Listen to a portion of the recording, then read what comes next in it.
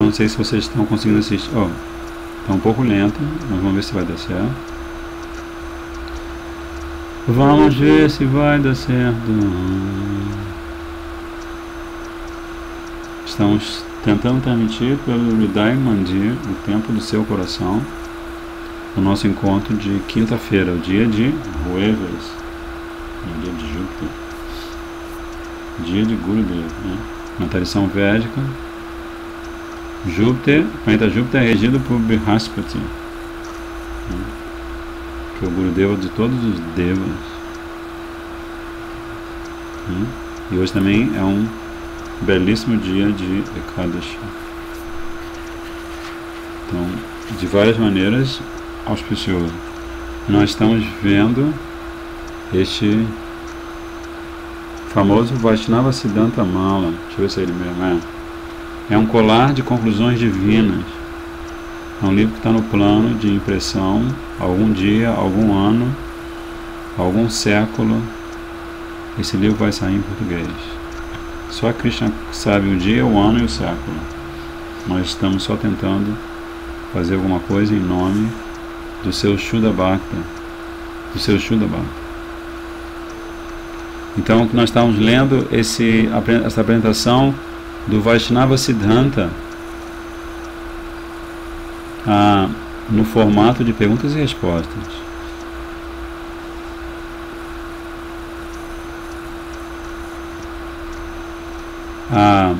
Então tem uma série de perguntas interessantes que começam, acho que eu já li, mas vale repetir, que fala assim: quem busca a felicidade materialista? A resposta: apenas aqueles que se sentem atraídos ao prazer material dos sentidos, esforçam-se no caminho de karma para obter prazer nos planetas celestiais e outros prazeres sensuais. Apenas aqueles, eu traduzi atraídos, mas na verdade apenas aqueles que estão apegados. Mais ou menos a mesma coisa, né? Apego e atração, mais ou menos a mesma coisa, né? Então, essa é uma pergunta. Quem busca a felicidade materialista? E depois, quem busca a proficiência material?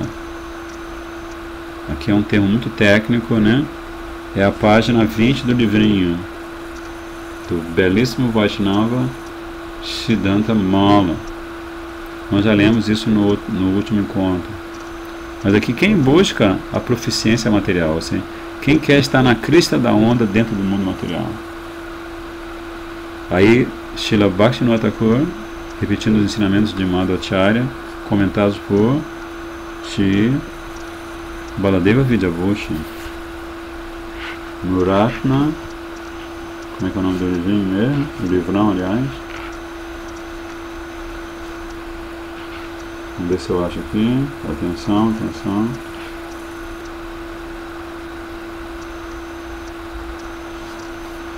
Ratna.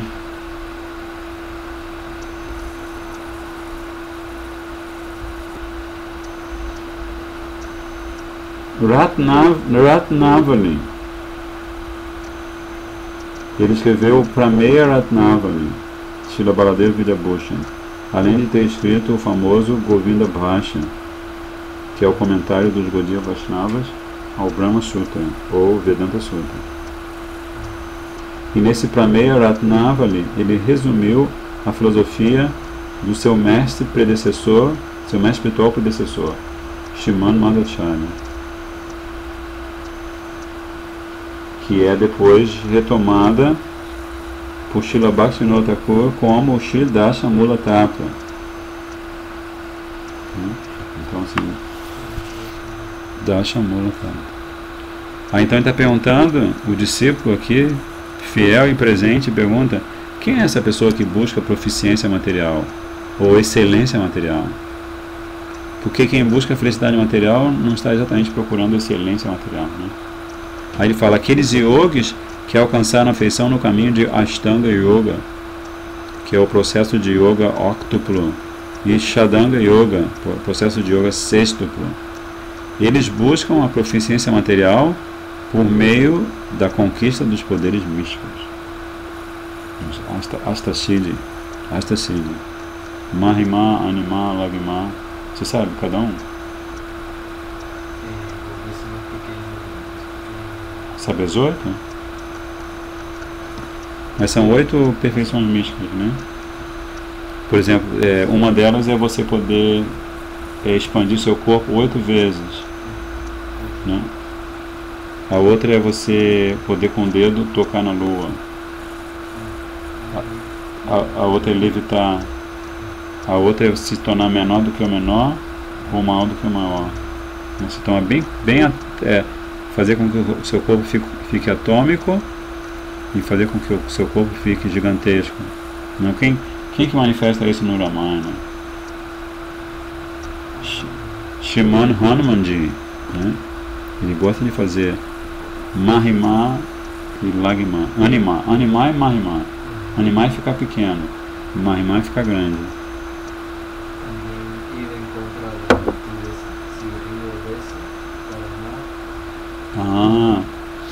Também você se revoltar com a natureza. Se o rio está descendo para o mal, você está subindo na direção contrária.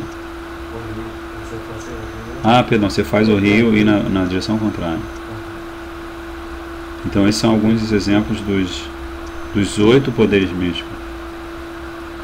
Mas aí esse discípulo é muito espertinho e ele pergunta assim: porque Shuddha Bhakti significa você deixar Jnana Karma Anavritam, né?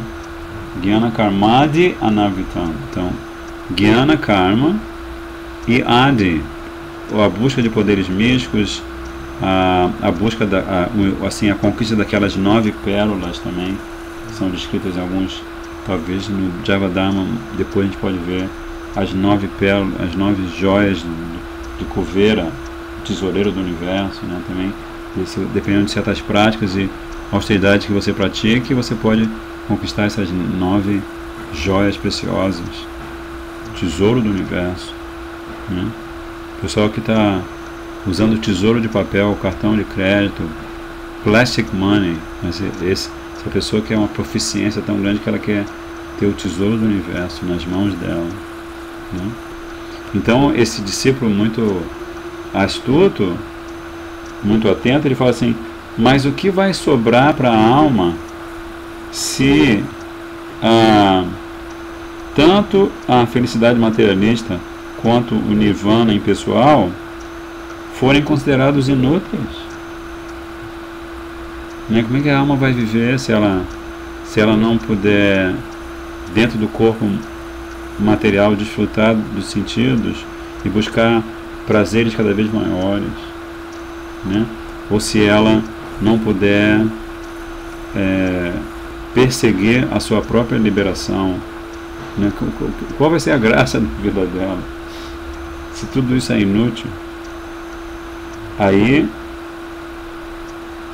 Srila Bhaktivinoda Thakur categórico fala: o que resta é a natureza bem-aventurada do eu. O que resta é a natureza bem-aventurada do eu. Esses 2 tipos de felicidade mencionados anteriormente, a felicidade Bhukti, né, e a felicidade Mukti, são apenas imposições artificiais sobre a alma. A percepção da essência bem-aventurada e natural da alma não é uma imposição material. Não é assim, como o Prabhupada dizia sobre o Cantar do Santo Nome, né? It's not an artificial imposition of the mind. Que o Cantar do Santo Nome não é uma imposição artificial da mente sobre o intelecto e sobre a língua e sobre os outros sentidos, para que você cante Hare Krishna, Krishna Krishna, Hare Hare, Hare Rama, Rama Rama, Hare Hare.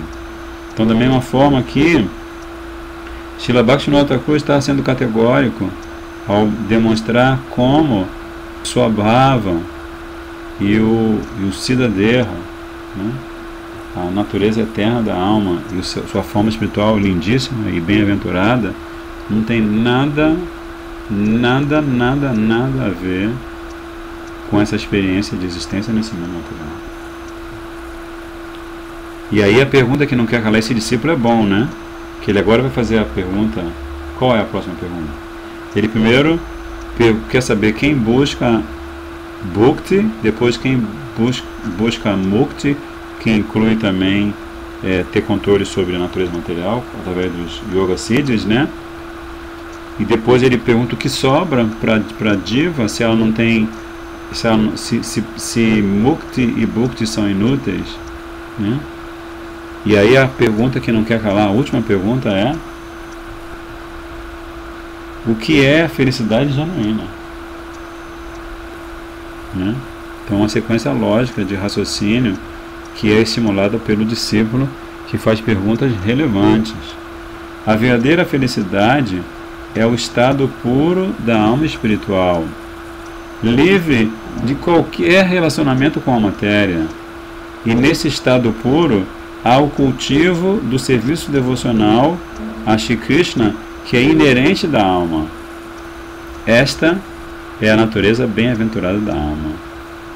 Então, vira para a esquerda, vira para a direita, olha para cima, olha para baixo, não tem jeito. Pratica Bhakti, aproveita. Não? Você pode...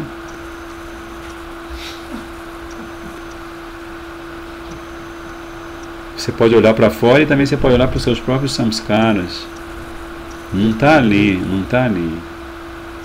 Né? Bhakti é completamente independente, não está ali.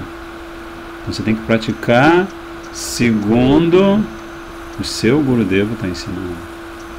Ele é Sadhana Guru, né? Perdão, ele é Bhajana Guru.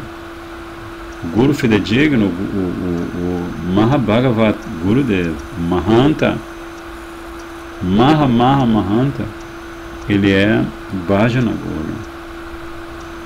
Ele não está interessado em te dar apenas uma iniciação formal, né? Fazer uma cerimônia de fogo, te ensinar os mantras. Esse não é o interesse de Gurudeva. O interesse de Gurudeva é que você aceite a verdadeira iniciação. E qual é a verdadeira iniciação? Divya Gyan, é a iniciação no coração, quando você em Sharanagati, você numa posição de rendição aos pés de lótus do Guru, você aceita essa resposta, né? Porque milhões e milhões de eu estava recém lendo agora, Gurudeva falando assim, nesse livro Caminhada com o Santo 2007, não, 2009, impressionante. Aí Gurudeva está falando com um discípulo, sinceramente, bem, pode ser um Shiksha discípulo, não sei. E aí Gurudeva fala para ele assim: e você, qual é a sua intenção? Porque primeiro ele está falando com o discípulo Brahmachari e ele fala assim: você consegue não se sentir atraído por uma mulher? Aí o Brahmachari está na frente de Gurudeva, né? Ele não vai mentir, vai. Ele fala: não, Gurudeva. Aí Gurudeva fala assim: pois é, né? Até grandes rishis não conseguem resistir à beleza de uma mulher, né? Mas qual é o segredo? Qual é o segredo? Aí Gurudeva fala assim, que você precisa se refugiar nos pés de lótus do seu Gurudeva. Mais ainda, ele fala, claro, você vai se refugiar aos pés de lótus do seu Gurudeva, mas você vai estar constantemente orando. Aí o discípulo, ele fica animado, o discípulo, né, o Brahmachari, porque ele confessa que ele se sente atraído pelas meninas. E Gurudeva diz para ele que até o próprio Shiva, né, quando Shiva viu Mohini Murti, ele não se controlou, não foi? O próprio Shiva não se controlou. Embora Gurudeva esclareça que isso foi um passatempo, porque Shiva é autocontrolado. Então ele viveu o passatempo do descontrole para mostrar para todos aqueles que querem evoluir espiritualmente que a coisa não é fácil, né? Então o Gurudeva fala, o Brahmachari fica animado e pergunta assim, mas se eu estou nessa situação e sei que ao mesmo tempo é uma grande roubada, que eu já fiz isso há milhões e milhares de vezes e agora vou fazer de novo? Gurudeva, qual é o recurso? Aí o Gurudeva diz, orar. E aí ele pergunta, já que o Gurudeva está dando toda essa colher de chá, ele pergunta assim, qual é a oração?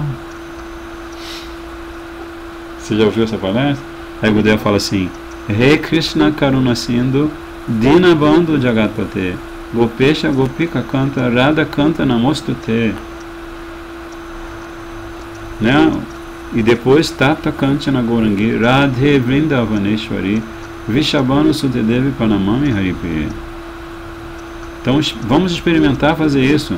Se aparece na tela da nossa mente algum desejo que não seja o desejo de servir a Guru, ou pelo menos o desejo de desejar servir a Gurudeva, né?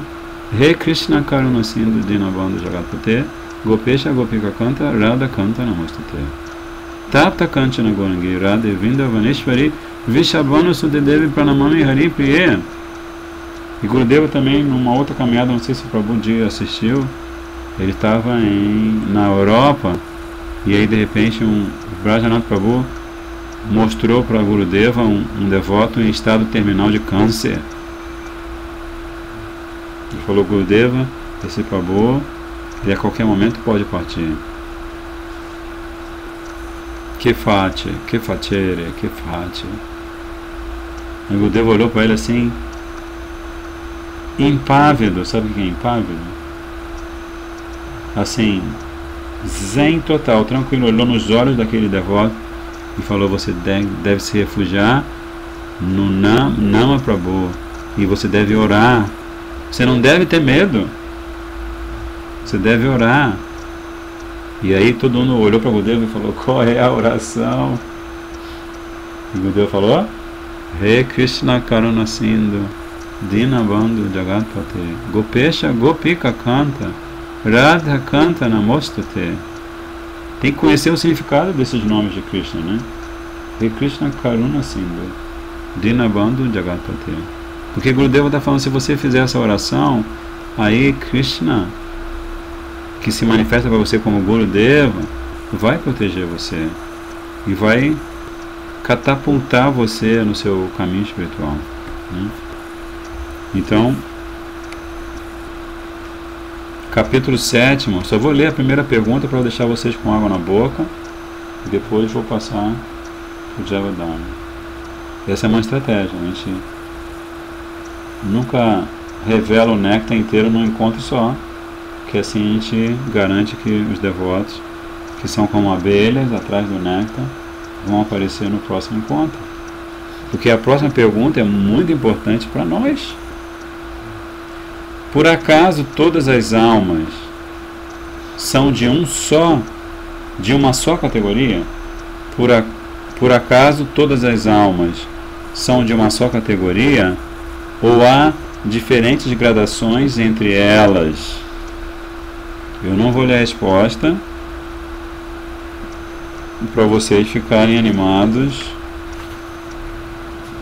de ouvi-la no próximo encontro. Esse é um assunto eletrizante.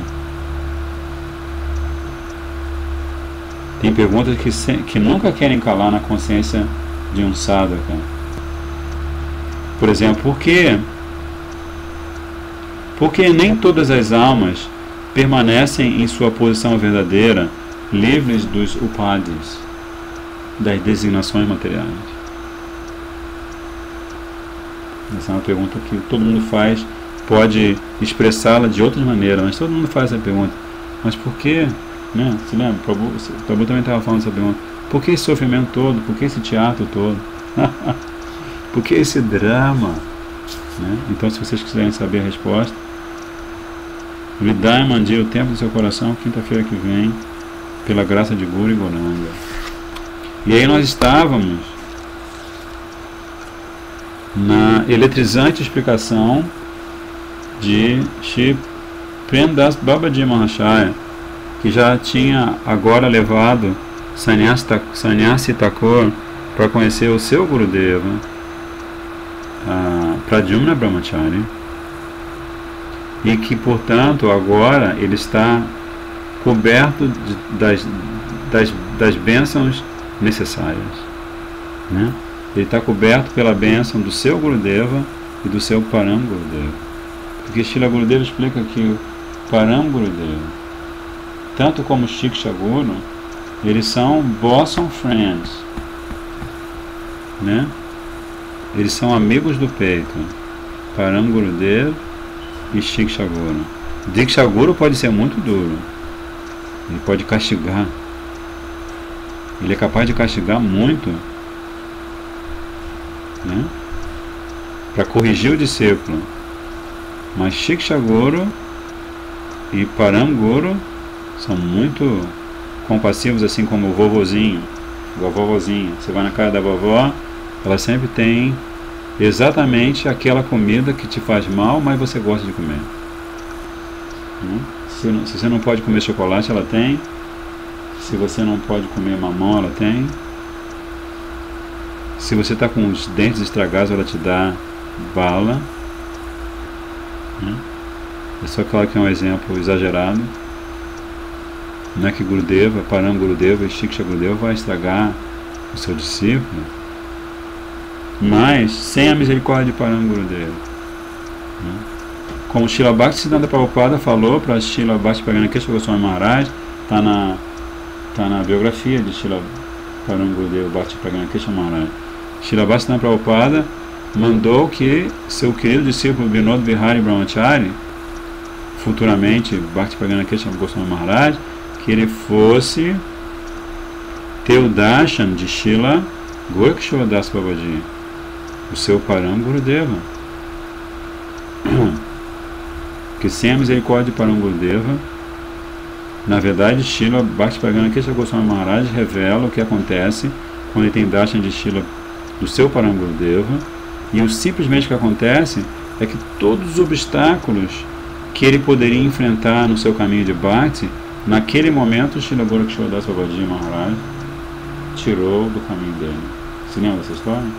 Ele entra numa latrina pública, porque Srila Gorkishora Das Babaji Maharaj, ele se esconde, vai para cantar o santo nome, ele se tranca por dentro num banheiro público, na Bengala.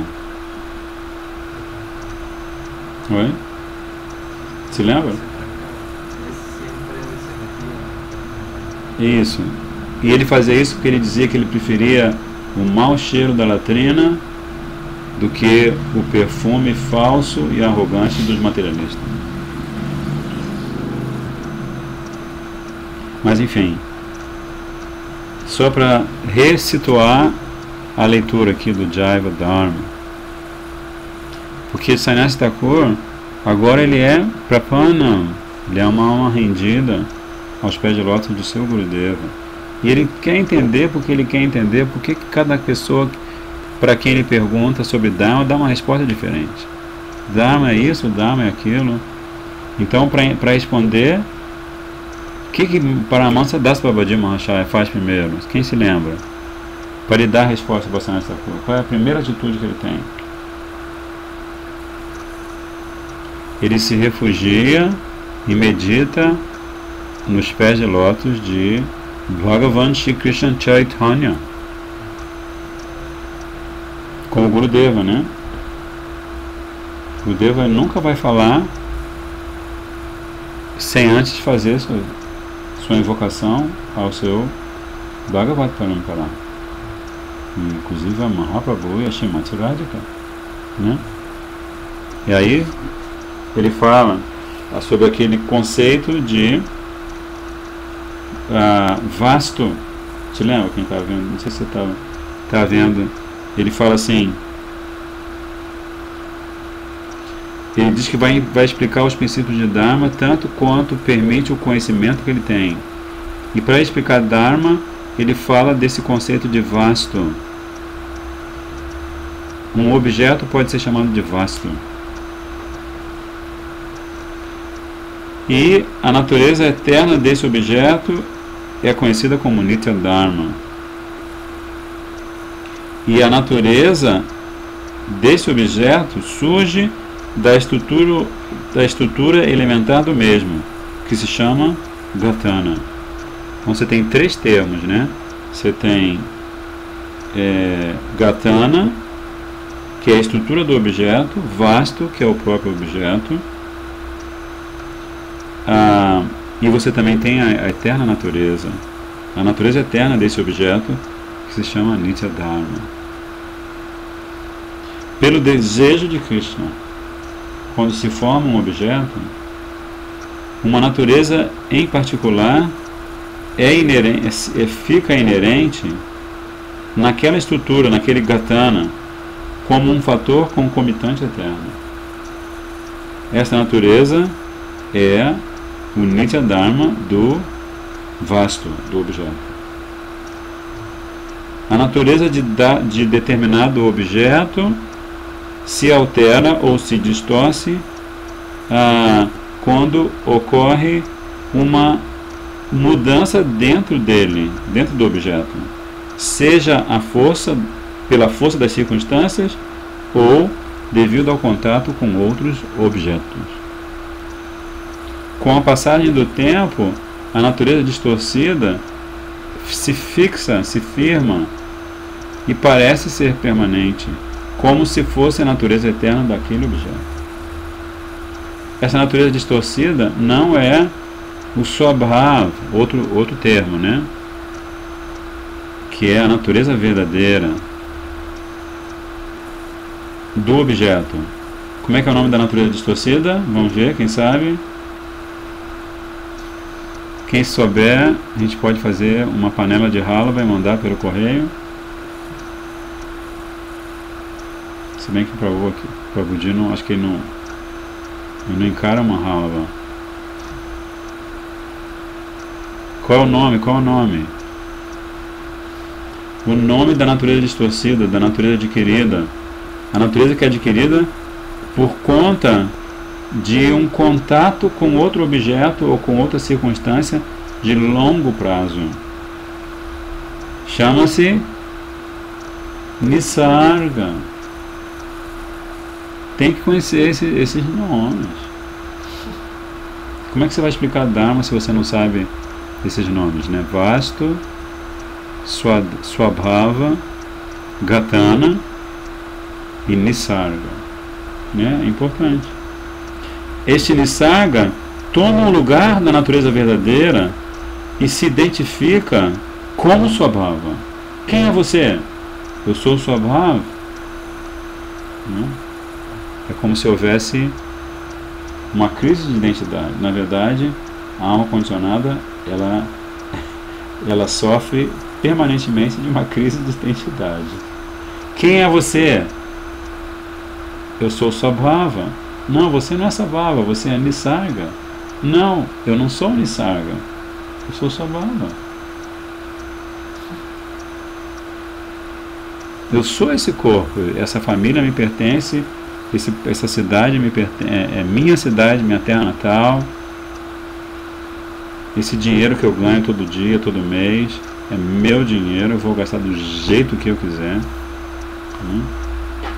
Aí agora, o Sadhuji, Paramahansa de Babaji, ele vai dar um exemplo. A água é um objeto, então a água é um vasto. Então agora ele vai pegar esses dados, esses elementos técnicos e vai aplicá-los num exemplo, numa analogia, né? Ele vai falar que a água é um objeto e o Swabhava da água é a liquidez. A água é sempre molhada. Mas quando a água se solidifica, devido a certas circunstâncias que a gente não quer nem falar a respeito, porque nós vivemos perto da linha do Equador. Nosso corpo está acostumado a temperaturas acima de 24 graus. Né? Então a gente não quer saber do negócio da água se solidificar. Porque as circunstâncias são o frio tenebroso. O que acontece? ela se torna gelo quando ela se solidifica. Então a natureza adquirida de solidez toma o lugar, rouba o lugar de sua natureza inerente. Na realidade, esta natureza adquirida não é eterna. Pelo contrário, ela é ocasional ou temporária. Ela surge por conta de alguma causa, por algum motivo. E quando esse motivo não tem mais eficiência, já está caduco, então a natureza adquirida se esvai automaticamente. Contudo, o Swabhava é eterno. Pode se distorcer, mas mesmo assim permanece inseparavelmente vinculado ao seu objeto, ao vasto. E a natureza original, com certeza, se evidenciará de novo quando surgirem o momento e as circunstâncias adequados. Bhakti, né? Então, o Swabhava de um objeto é o seu Nitya Dharma, sua função eterna, ao passo que sua natureza adquirida é seu Naimitika Dharma, ou função ocasional. Aqueles que têm conhecimento verdadeiro dos objetos, ou seja, eles têm Vastu Gyan. Então, Sânscrito é uma língua muito preto no branco. Se você tem conhecimento, e conhecimento significa Gyana, e o objeto chama-se Vasta, então você tem Vastu Gyan, né? Shastra Gyan, conhecimento do Shastra. Se fosse Gyana Shastra, seria Shastra que fala sobre Gyan, não fala sobre Bhakti, né? Então, Sanskrit por isso que se chama Samskrita, né? Quer dizer, a língua perfeita. Então, aqueles que têm Vastu Gyan, o verdadeiro conhecimento dos objetos, podem saber a diferença entre a função eterna, que se chama... Função eterna se chama... Hoje o silêncio está praticamente absoluto. Ninguém está mandando nada pelo... A função eterna se chama Nitya Dharma. E a função ocasional que se chama Naimitika Dharma.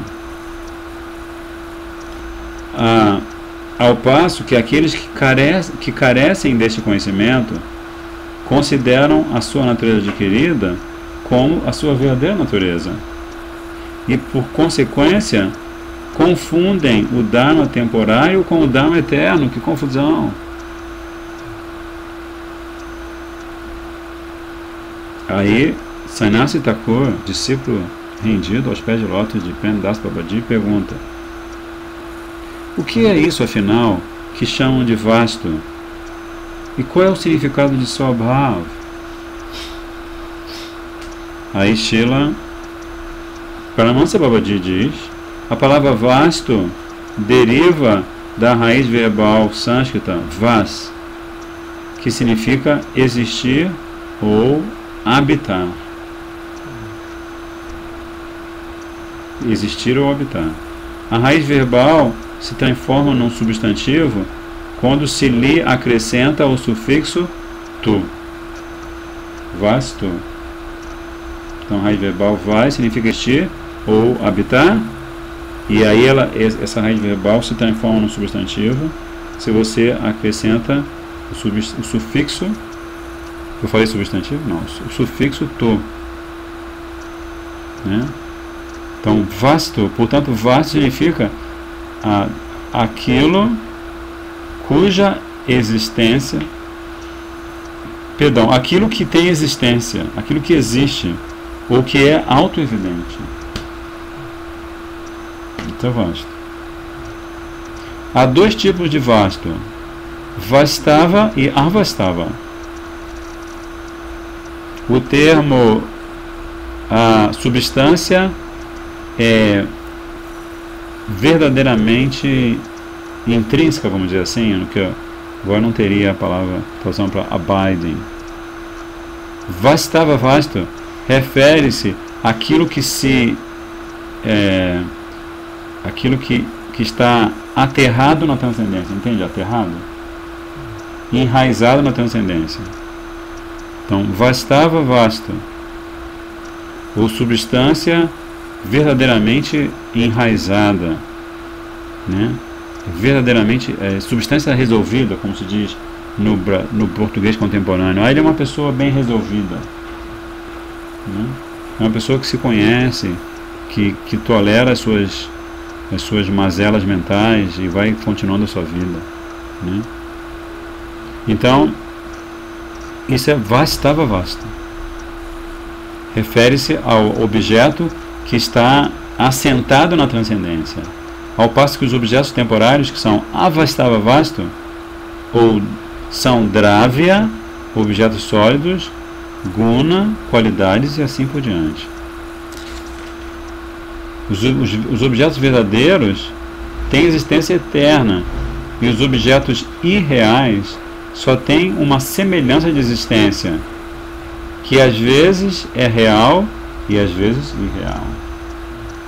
Alta filosofia, né? A gente vai só para terminar, Shri Prem Das Babaji, Paramahansa Babaji Mahashaya, cita o verso Vedyan Vastavam Atra Vastu Shivadam, que é o verso, segundo verso, primeiro canto, primeiro capítulo do Srimad Bhagavatam. Aquele que começa com Dharma, Prajita, Kaitava, né?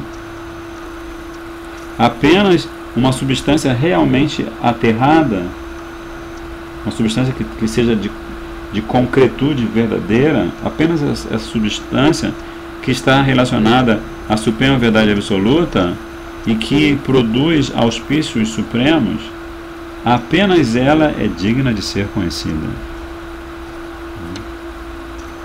Vedyan Vastavam Atra Vastu Shivadam.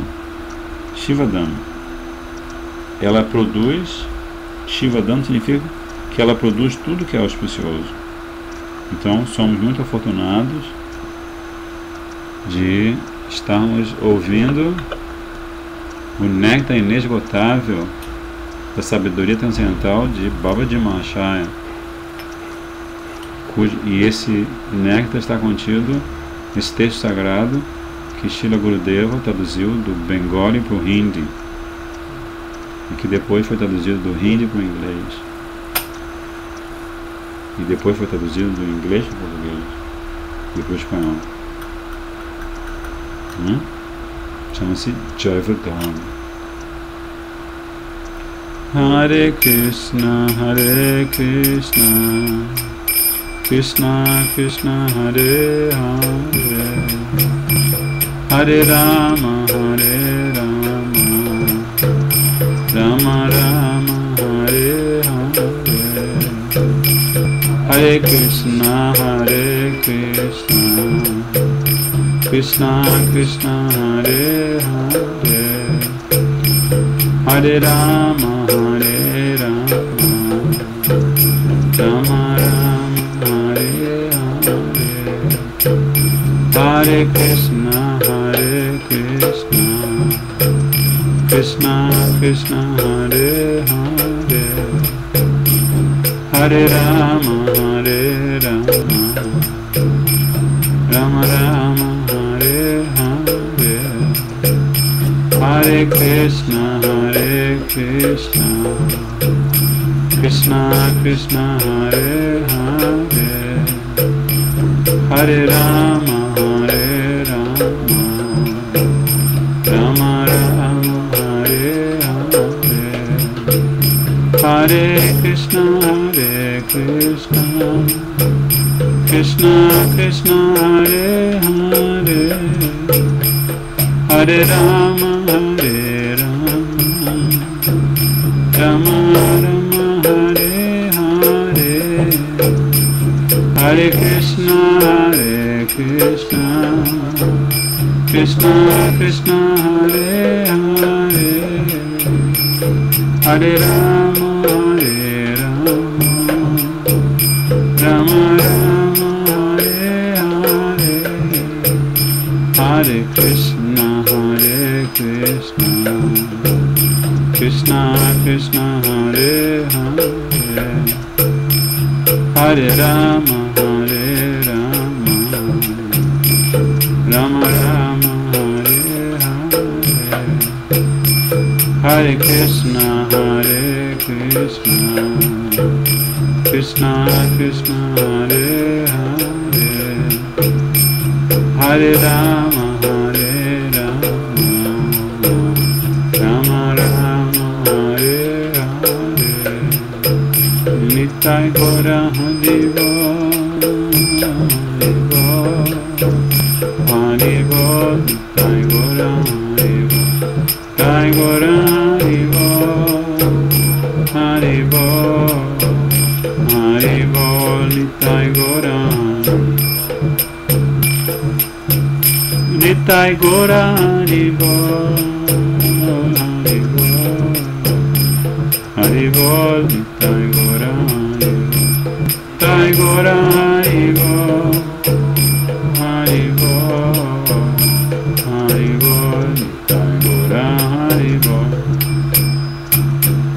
Jai Gauranga Mahaprabhu Nityananda Prabhu ki jai Rupananda Guru Bhagi ki jai Giriraj Maharaj ki jai Radha Shama Sundar Dev ki jai Gora Bhaktavinda ki jai Kanchakavatarvesha Kripa Sindhu Bevacha Pachitanam Pavanebhyo Vaishnavebhyo Namo Namaha Danda Bhaktanam Jai Shri Radhe